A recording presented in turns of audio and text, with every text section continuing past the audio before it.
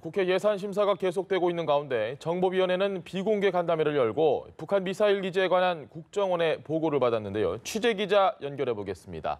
최지숙 기자. 네, 오늘 오전 7시 30분쯤부터 국회 정보위에서 비공개 간담회가 진행됐는데요.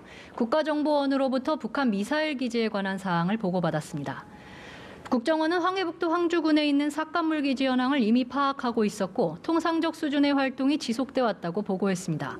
이어 북한의 여러 미사일 기지를 추적 중이라면서 한미 양국이 북한의 핵미사일 시설과 활동을 공유하고 있다고 설명했습니다.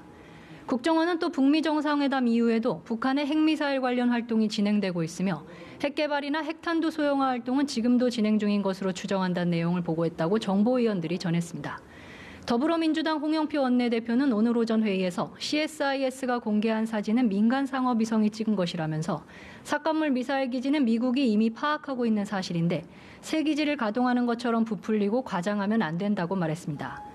민주당과 정부는 오후 2시부터 국정원법 개정안에 관한 비공개 당정협의도 진행했는데요. 조국 민정수석도 이 자리에 참석했습니다. 당정은 국정원 개혁을 위해 개정안을 유예 없이 조속히 처리하기로 결정했습니다. 네, 그리고 전원책 변호사가 예고한 대로 오늘 기자회견을 열었죠.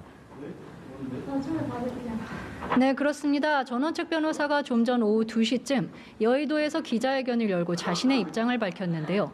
전 변호사는 지난 9일 비대위로부터 휴대전화 문자 메시지로 해촉 통보를 받았습니다. 국민 여러분께 드리는 글에서 그동안 비대위원들이 언행을 조심하라고 경고했고 전례가 없는 권한을 행사한다는 등 내부 비난에 시달렸다고 입을 뗐습니다. 전 변호사는 한국당은 정파가 아닌 개파만으로 작동하는 정당이라고 비판하며 혁신을 거부하는 당에 미련은 없다고 밝혔습니다. 앞서 전 변호사는 해촉 직후 김병준 비대위원장이 조강특위에 특정 인물을 넣어달라고 한 게 갈등의 시작이라고 밝힌 바 있습니다. 반면 김병준 비대위원장은 한 라디오 방송에서 전 변호사 해촉 이후 비대위가 동력을 잃었다는 지적을 일축하며 한치의 오차 없이 인적 쇄신이 진행되고 있다고 강조했습니다. 이른바 태극기 세력과의 통합에 대해선 서로 의견이 다른데 한 그릇에 담으면 그릇이 깨지지 성하겠느냐고 선을 그었습니다. 네, 조금 전에 민주평화당이 이용주 의원에 대한 징계 수위를 결정했는데 그 소식도 전해주시죠. 네, 마찬가지로 오후 2시쯤부터 평화당은 음주운전으로 물의를 일으킨 이용주 의원에 대한 징계 수위 논의를 벌였는데요. 당기윤리심판원은 이 의원의 당원 자격을 3개월간 정지하고 치료시설 간병 등 총 100시간의 봉사활동을 수행할 것을 권고하기로 했습니다. 앞서 이 의원은 굳은 얼굴로 당기윤리심판원 회의에 참석했는데요. 회의장을 나온 뒤 어떤 처분도 겸허히 수용하겠다며 다시 한번 국민과 당원 여러분의 사죄의 말씀을 드린다고 밝혔습니다.